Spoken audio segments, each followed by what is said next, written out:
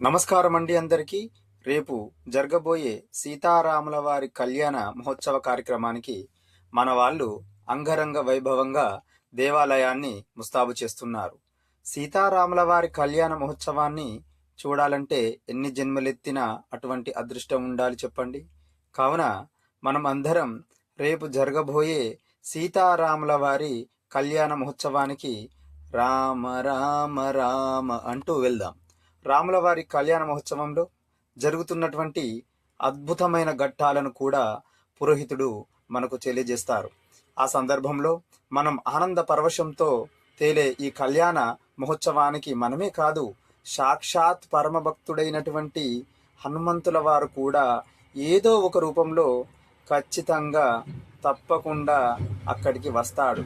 మనం ఆ కళ్యాణ మహోత్సవంలో ఉంటే తప్పకుండా సీతారాముల వారి అనుగ్రహంతో పాటు ఆంజనేయ స్వామి అనుగ్రహం కూడా మనం పొందుతాం.